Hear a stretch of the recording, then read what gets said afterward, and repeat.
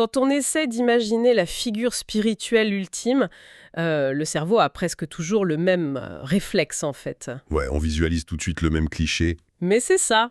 On visualise direct un personnage en sandales, avec une toge un peu usée, assis en tailleur dans un désert super aride, à, je sais pas, des milliers de kilomètres de la moindre connexion Wi-Fi ou du moindre rapport trimestriel à rendre. C'est clair. Loin des réunions Zoom et des tableaux Excel, quoi. Voilà, on regarde cette espèce d'image d'Épinal et on se dit direct que cette pureté radicale, elle n'a absolument rien à voir avec notre réalité. Notre réalité qui est faite de bouchons sur le périph', de notifications qui sonnent tout le temps, de stress, enfin bref. Et ce contraste est super frappant, en fait. Séparer le sacré de notre quotidien chaotique, c'est un mécanisme de défense psychologique qui est très efficace. Comment ça, un mécanisme de défense ? Ça nous permet d'admirer ces figures historiques de très loin, tout en gardant une espèce de distance de sécurité confortable par rapport à leurs idéaux. On se dit, c'est pour eux, pas pour moi. Sauf que, et c'est là que ça devient intéressant, nos sources d'aujourd'hui s'attaquent précisément à cette distance de sécurité, mais alors avec un marteau-piqueur. Ah ça oui, ils n'y vont pas de main morte. Du coup, je suis ravie d'ouvrir cette troisième exploration de notre série, le Nazaréen du XXIe siècle. Notre mission aujourd'hui, c'est vraiment de prendre ces concepts anciens, parfois un peu bruts, et de voir comment ils s'encastrent dans notre machine moderne. Tout à fait. Et pour faire ça, on s'appuie sur deux documents fascinants.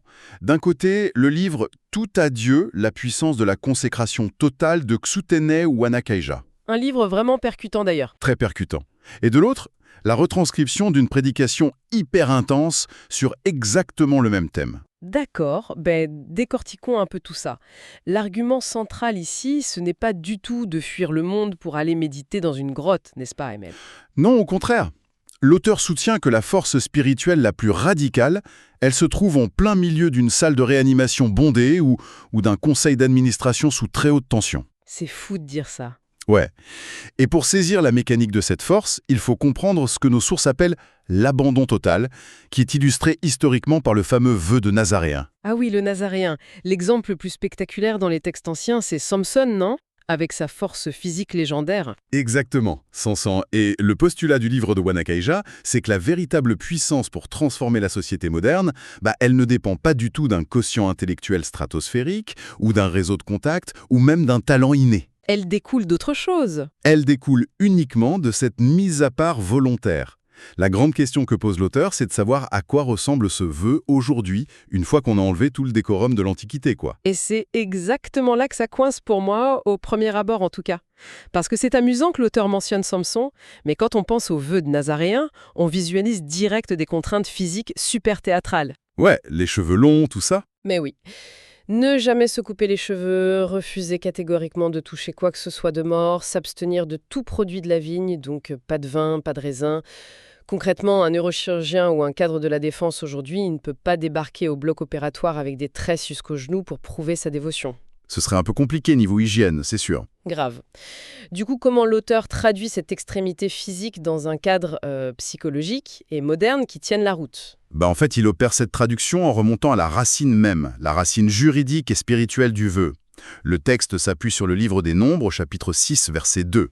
Et que dit ce passage en gros ? Ce qui rendait ce vœu révolutionnaire à l'époque, c'est qu'il n'était pas du tout réservé à une caste sacerdotale élitiste ou à la lignée des grands prêtres. La condition d'entrée, elle était d'une simplicité juste stupéfiante. Le texte originel dit simplement « si quelqu'un veut ». Si quelqu'un veut, donc c'était une démarche entièrement démocratique en fait. Le critère n'était pas du tout le pédigré, mais juste la volonté. C'est le point de bascule. Hommes, femmes, riches, artisans de la rue, n'importe qui pouvait s'y engager. N'importe qui. Ouais.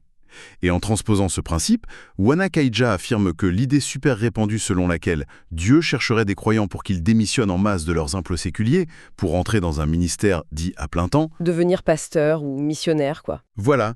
Il dit que c'est une erreur de lecture monumentale. La véritable demande, c'est que ces personnes choisissent de vivre leur profession actuelle, quelle qu'elle soit, à plein temps pour lui. Donc l'extériorité du symbole, genre les cheveux longs, est remplacée par une intentionnalité intérieure inébranlable. Exactement. C'est le cœur qui remplace le symbole physique. Et ce qui est cool, c'est que les sources regorgent d'exemples pour illustrer ce changement de paradigme. Il y a ce passage que j'ai adoré sur l'ingénieur qui conçoit des ponts. Ah oui, très bon exemple. L'auteur dit qu'il continue de faire ses calculs de charge, il utilise les mêmes logiciels super complexes, mais la psychologie derrière son action a complètement muté. Ouais, il ne travaille plus pour les mêmes raisons. C'est ça. Il ne vise plus l'excellence juste pour obtenir un bonus à la fin de l'année ou pour brosser l'ego de son manager dans le sens du poil. Il travaille avec une intégrité absolue parce que dans sa tête, l'architecte en chef de l'univers est devenu son employeur direct. C'est puissant comme image. Et il y a aussi l'exemple de l'infirmière, tu sais. Ah oui, vas-y, rappelle-nous cet exemple. Elle pose les mêmes perfusions que ses collègues, elle suit exactement les mêmes protocoles médicaux, mais sa posture interne transforme un simple acte clinique banal en autre chose. Elle voit la personne différemment. Totalement. Elle aborde un patient agressif ou peut-être désorienté avec la même dignité intrinsèque que s'il s'agissait du Christ lui-même sur ce lit d'hôpital. Et ce glissement psychologique, ça modifie complètement la texture même de l'effort. Ouais, même chose pour l'étudiant mentionné dans le texte. Il ne cherche plus à accumuler des diplômes juste pour briller dans les dîners mondains, mais vraiment pour forger des compétences acérées qui serviront une mission qui le dépasse largement. En lisant ces passages, il y a une analogie qui m'est venue à l'esprit. C'est littéralement comme un changement de propriétaire sur le bail commercial de sa propre vie. Oh, j'aime beaucoup cette image du bail. Bah oui, regarde. De l'extérieur, l'adresse de l'entreprise est strictement identique. Le matin, la personne badge à la même porte, elle s'assoit au même bureau, elle navigue dans les mêmes conflits avec ses collègues à la machine à café. Le quotidien ne change pas visuellement, ouais. Voilà.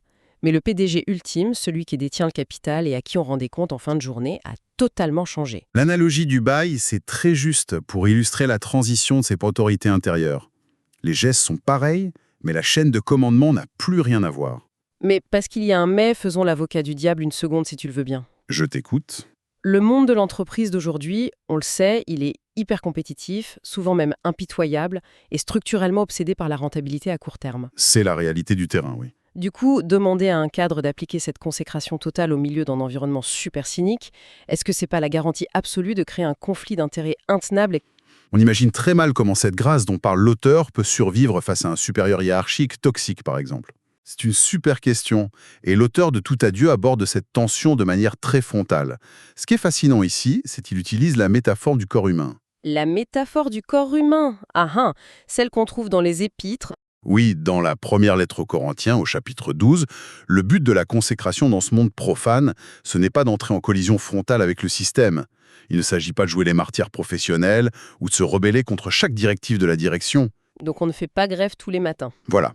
Le terme qu'il emploie conceptuellement, et c'est génial, c'est l'infiltration de la grâce. L'infiltration, c'est un terme presque militaire en fait. Comment ça fonctionne concrètement sur le terrain? Ça fonctionne par la présence et par l'intention. L'auteur postule qu'un bureau sous pression ou une salle de classe difficile, ce ne sont pas des zones spirituellement mortes. Ce sont quoi alors? Ce sont des terrains d'opération qui attendent juste d'être activés. Quand le médecin consacré entre dans sa salle de consultation, il modifie l'écosystème invisible de la pièce. Juste par sa présence. Par son calme, ouais. Par son refus de participer au commérage de couloir ou par son éthique de travail impeccable. Il transforme cet espace clinique froid en ce que le livre appelle un espace de grâce. Ah, un espace de grâce, c'est beau. C'est ça. Les tâches les plus banales, genre la saisie de données sur un ordi ou la gestion d'une crise client au téléphone, elles cessent d'être des corvées pour devenir des actes de culte invisibles. C'est ça le comment de l'infiltration. La qualité de l'intention désarme l'hostilité ambiante. D'accord. Je vois très bien la mécanique théorique. C'est super séduisant. Mais la réalité humaine a quand même ses limites physiques, non? Qu'est-ce que tu veux dire? J'imagine l'infirmière dont on parlait, à la 11e heure de sa garde de 12 heures. Elle a les pieds en feu, elle est face à la famille d'un patient qui lui hurle dessus. Si elle doit générer activement cette grâce spirituelle en permanence, elle va tout simplement faire un burn-out avant la fin de la semaine. C'est le grand risque, évidemment. Vivre avec une telle intensité de conviction au milieu des alarmes qui sonnent et du stress, est-ce que l'auteur propose un mécanisme pour ne pas s'user, pour ne pas finir complètement vidé, comme ce fameux Samson qui finit par perdre toute sa force? Et c'est là que le livre fait une analyse psychologique très fine de l'histoire de Samson et Delilah. Souvent, on lit cette histoire comme un drame théâtral soudain, tu sais, un gros coup d'éclat. Oui, on s'imagine qu'il s'est fait avoir d'un coup. Mais le texte nous invite à regarder qui était Delilah. Elle n'était pas un général philistin qui a défoncé la porte avec une armée pour l'affronter de front. C'était quelqu'un de proche? C'était une présence intime, très confortable. Et l'auteur utilise ce récit pour expliquer que la perte de la consécration, ou le burn-out spirituel dont on parle, n'arrive presque jamais par une grande explosion morale ou une grande crise. Ça arrive comment alors exactement? Ça se produit par ce qu'il nomme une trahison progressive. Une trahison progressive. Une érosion lente, en somme. Exactement. C'est le fait de céder 1 millimètre aujourd'hui. De se dire « Oh, je suis trop fatigué pour faire ce soin avec humanité, je vais juste faire la procédure mécanique pour aller vite. » Ouais, on coche la case et on passe à la suite. Puis, le lendemain, d'accepter un petit compromis éthique sur un dossier de facturation. Ensuite, de se laisser happer par le cynisme ambiant de la pause café avec les collègues. Donc c'est vraiment des petits riens mis bout à bout. Goutte après goutte, la force intérieure se vide. Samson ne s'est pas réveillé faible du jour au lendemain. Il a toléré que ses limites soient grignotées pendant des mois. Et un matin, on se lève et on se rend compte qu'on est devenu exactement la personne cynique et blasée qu'on s'était juré de ne jamais être en sortant de l'école. C'est terrifiant, mais c'est ça. Quel est l'antidote proposé par nos sources contre cette érosion qui a l'air mortelle? La parade est vadécale. Le livre insiste sur le fait que la consécration ne doit jamais, au grand jamais, être traitée comme un acquis. Ce n'est pas un truc qu'on valide une fois pour toutes. Absolument pas. Ce n'est pas un événement unique, comme, je sais pas, une résolution du Nouvel An ou une révélation fulgurante lors d'un séminaire d'été qui serait censé tenir 10 ans sur sa propre inertie. Donc ça demande de l'entretien. L'antidote à l'épuisement, c'est que cette mise à part doit être impérativement et consciemment renouvelée chaque matin. Chaque matin. Ouf. Ça ressemble quand même à une discipline un peu martiale, quoi. C'est vrai, ça peut faire peur dit comme ça. Mais le livre de Wanajika, soutenu par la prédication, élève le matin au rang de lieu théologique, et pas seulement de moment chronologique. Un lieu théologique. Oui, l'auteur rappelle qu'Abraham s'est levé tôt pour accomplir son acte de foi le plus difficile, que Jésus se retirait souvent avant l'aube pour recalibrer son esprit avant d'affronter les foules. C'est vrai qu'il y a une vraie dynamique du matin dans les textes. Et le texte s'appuie profondément sur le livre des Lamentations de Jérémie, au chapitre 3, qui affirme que les compassions de Dieu se renouvellent chaque matin. L'argument est limpide, puisque la ressource divine a un cycle quotidien, la consécration humaine doit épuiser exactement ce même rythme. C'est hyper logique vu comme ça.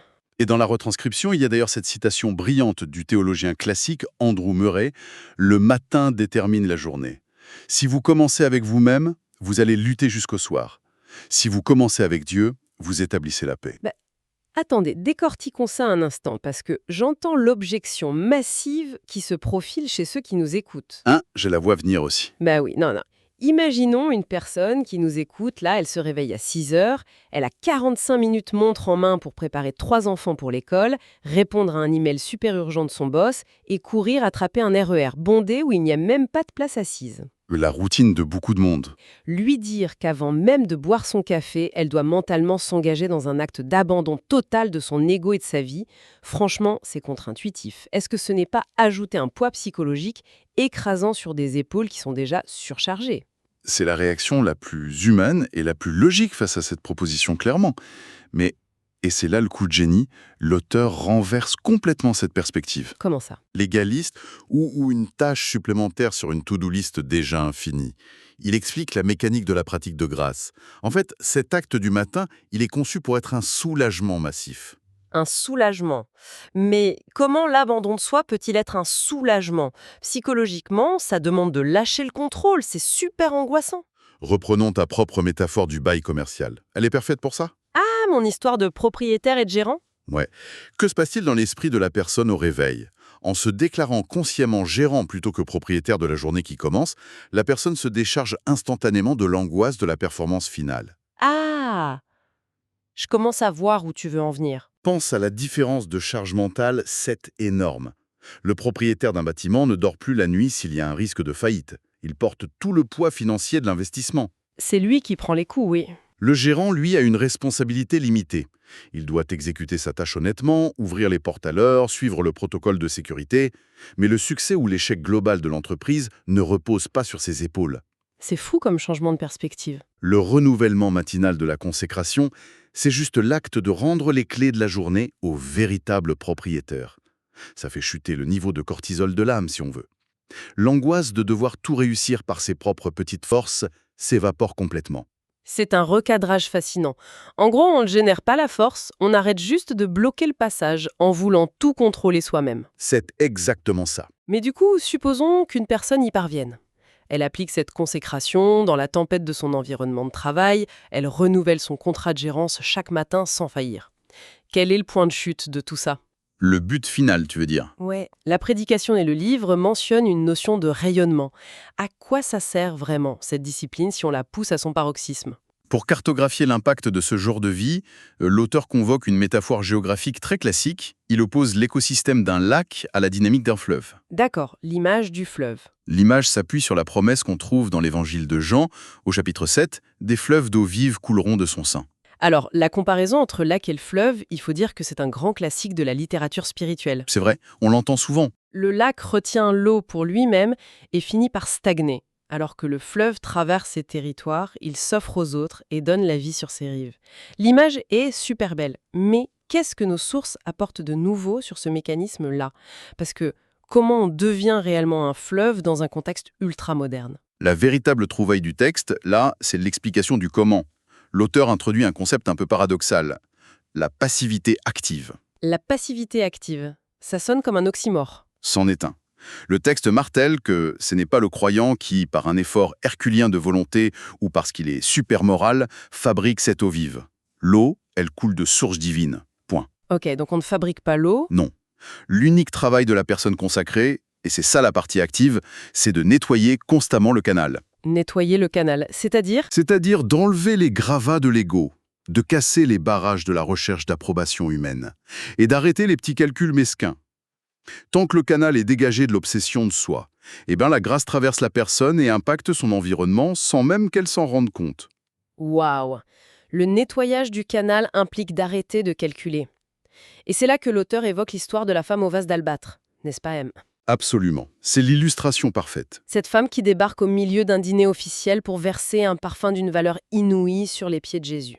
Un parfum qui, historiquement parlant, équivalait à une année entière de salaire d'un ouvrier de l'époque. Une fortune absolue liquidée en genre 3 secondes.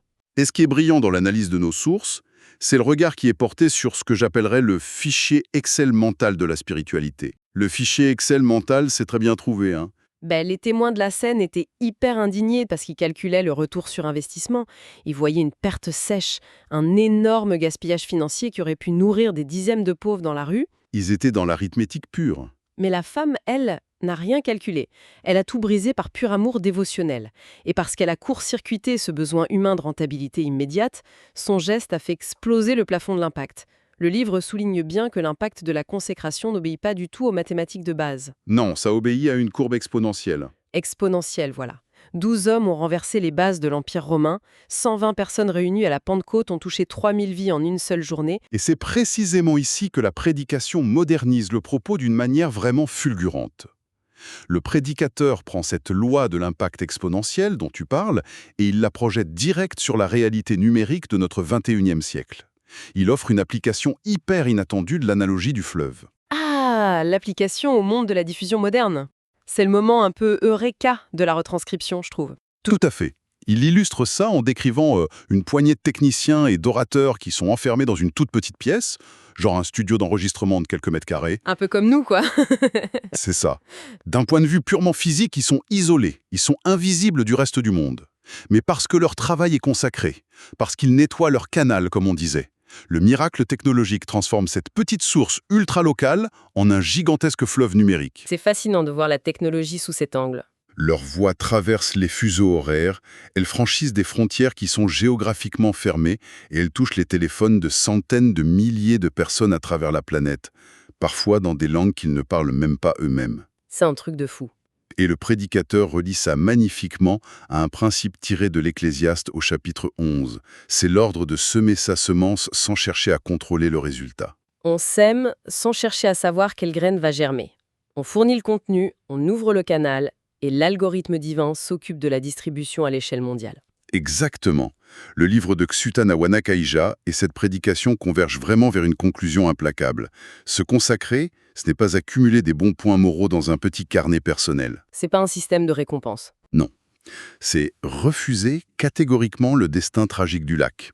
C'est accepter de devenir ce conduit invisible, cette tuyauterie spirituelle, pour irriguer un monde qui souffre d'une soif de sens sans précédent. C'est tellement d'actualité. C'est l'antidote parfait contre l'égocentrisme de l'époque du développement personnel à outrance, tu vois. On ne cherche pas la meilleure version de soi-même juste pour briller en société, on abandonne la possession de soi pour être utile aux autres. C'est un changement de logiciel intellectuel et spirituel d'une ampleur franchement vertigineuse. Vertigineuse, c'est le mot. Si l'on résume un peu le parcours qu'on vient de faire à travers ces deux documents, le Nazarien de notre époque, ce n'est pas un mec anachronique en quête d'esthétique biblique. Non, fini les toges. C'est une force d'infiltration silencieuse. Il porte l'intensité de son vœu au milieu des serveurs informatiques, derrière les volants des bus de ville, dans l'anonymat des open spaces. C'est le quotidien sublimé. C'est une posture de gérance assumée, où l'ego est délibérément mis de côté et qui se réinitialise intentionnellement chaque matin avant que le bruit du monde et les urgences ne prennent la place du véritable employeur. Et c'est cet enchaînement super précis qui permet au fleuve de couler sans obstruction. Et toute cette mécanique soulève une réflexion philosophique qui remet quand même pas mal de choses en perspective pour la fin de notre analyse. Vas-y, je t'écoute. Les textes nous ont démontré que l'impact de ce mode de vie est exponentiel, oui, mais qu'il demeure, la majeure partie du temps, totalement invisible à l'œil nu.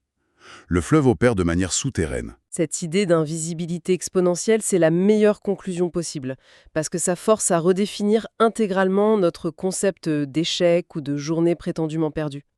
Comment ça? Imagine une journée banale au bureau pour ceux qui nous écoutent. L'une de ces journées où rien n'a semblé avancer. Tu vois le genre? Au cas où. Une journée passée à éteindre des incendies administratifs, à écouter patiemment un collègue qui est au bord des larmes à la cantine, ou à corriger calmement une erreur de facturation hyper frustrante. La journée épuisante et frustrante par excellence. Sur le papier, c'est une journée zéro. Mais, et c'est là le twist, si cette personne s'est levée le matin et a activement rendu les clés à son propriétaire, si elle a consciemment refusé de laisser l'ego blotter le canal face aux frustrations de l'après-midi, alors, selon ces textes, cette journée n'a absolument rien de stérile. Elle a fonctionné exactement comme le fleuve souterrain, ou comme ce studio d'enregistrement dont tu parlais. La simple présence consacrée dans cet espace a peut-être évité un drame humain ou déclenché une série de réactions en chaîne. Des ondes de choc positives qui se répercutent bien au-delà des murs de ce bureau, sans même que l'employé n'en voie jamais la trace. C'est vertigineux de penser ça. L'invisible accomplissant ce que le visible juge totalement inutile. Voilà, c'est une réflexion stimulante à garder en tête pour la suite. Merci d'avoir exploré ces profondeurs avec nous aujourd'hui et on se dit à très bientôt pour la suite de nos découvertes. Merci, à très bientôt.